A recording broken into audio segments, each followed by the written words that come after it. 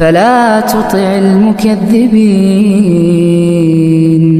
ودوا لو تدهن فيدهنون ولا تطع كل حلاف مهين هماز مشاء بنميم مناع للخير معتد أثيم.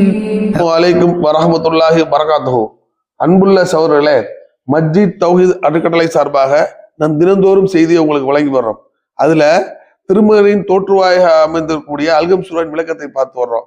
இதுன சிராத்தல் முஸ்தகீம் என்று அல்லாஹ் தன்னிடம் பிரார்த்தனை செய்ய சொல்லிவிட்டு திரும்ப என்ன சொல்றான்னா, சிராத் அல்லதீன அன்அம்த அலைஹிம், யா அல்லாஹ் எனக்கு நேர்வழிதான். எப்பேற்பட்ட நேர்வழியா இருந்தா, உன்னிடம் கோபத்துக்கு ஆளாத வழி, பிறளாத நேர்வழியை தா, இறைவனின் கோபத்துக்கு உள்ளான ஆழ்விலிருந்து எங்களை காத்துக்கன்னு சொல்றான். அப்ப நம்ம இந்த பிரார்த்தனை செய்து வரும்போது நம்ம சில விஷயங்களை நினைவுபடுத்திக் கொள்ளணும். இறைவன் கோபத்துக்கு ஆகான செயல்கள் என்ன என்று பார்த்தோம்னா, முதல்ல வருவது கோழைத்தனம் தான். ஒரு முஸ்லீம் கோழையா இருக்கக்கூடாது.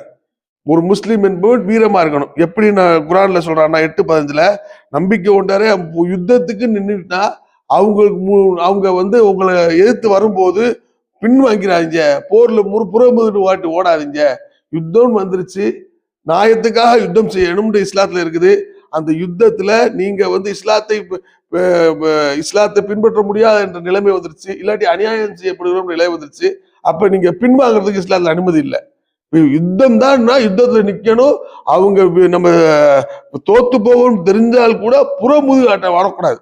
எதிர்த்து நின்றோம்னா இறைவன் உதவியால் வெற்றி அடையக்கூடும் அப்படின்னு அல்லாஹ் குர்ஆன்ல சொல்றான். ஆக எந்த கட்டத்திலையும் யுத்தத்துல புறமுதுகு காட்டு வர்றது இஸ்லாத்துல இல்ல.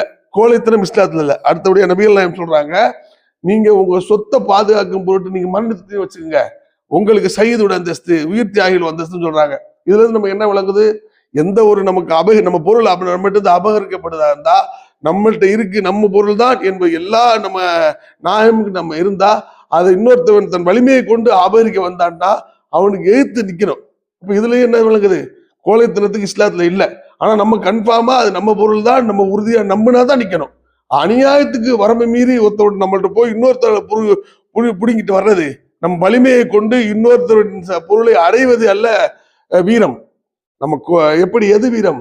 நம்ம பொருள் அவன்கிட்ட இருக்குது, அதை அவன் அபகரிக்க போகும்போது அவன்கிட்ட புடுங்கிறதான் வீரம். அடுத்தபடியா நபிகள் நாயகம் சொல்றாங்க, தனது ஒரு குதிரையில தயார நிலையில இருந்து ஒரு அக்கிரம அநியாயம் எங்கெல்லாம் நடக்குது அப்படின்னு பார்த்துக்கிட்டே மரணம் தான் ஏற்படும் என்று தெரிந்தே போய் அந்த அக்கிரமத்தையும் அநியாயத்தையும் தடுப்பதற்கு பார்த்தீங்களா, அவர்கள் தான் மனிதர்களே சிறந்தவர்கள் சொல்றாங்க. ஆக இதுல இருந்து நமக்கு என்ன விளங்குது? கோழையா இருக்கக்கூடாது. எங்கெல்லாம் அநியாயம் அக்கிரமம் நடக்குதோ அங்கெல்லாம் நமக்கு என்னடான்னு பின்வாங்காம நேரடியா களத்துல நின்று அந்த பாதிக்கப்பட்டவர்களுக்கான நியாயத்தை வாங்கி கொடுப்பது இஸ்லாத்தின் மிகச்சிறந்த மனிதன் என்று சொல்வதிலிருந்து கோழைத்தனத்துல இஸ்லாத்துல அனுமதி இல்லைன்னு தெரியுதுங்க. ஆக அல்லாஹ்வின் நல்லடியார்களே, எப்பவுமே நம்ம கோழைகளா இருந்துடக்கூடாது. இஸ்லாத்திற்கும் கோழைத்தனத்துக்கும் அனுமதியே இல்லை. வீரனா இருந்து இறைவனின் நேர்வழி பெற்றவர்களாக, யாரு கோழைத்தனம் இறைவனின் பாதை என்று மாறி செல்வரின் பாதை என்பதை விளங்கி நம்ம எப்பயுமே கோழையா இருக்கக்கூடாது, வீரனா இருக்கணும். நம்முடைய இறைவனின் கட்டளை ஏற்று வாழும் நன்மக்களாக நம்ம ஆள வேண்டும் என்று கூறி நிறைவு செய்கிறேன். வாஹிர் தவானா அல்ஹம்துலில்லாஹி ரப்பில் ஆலமீன். அஸ்ஸலாமு அலைக்கும் வரஹ்மத்துல்லாஹி வபரகாத்துஹு.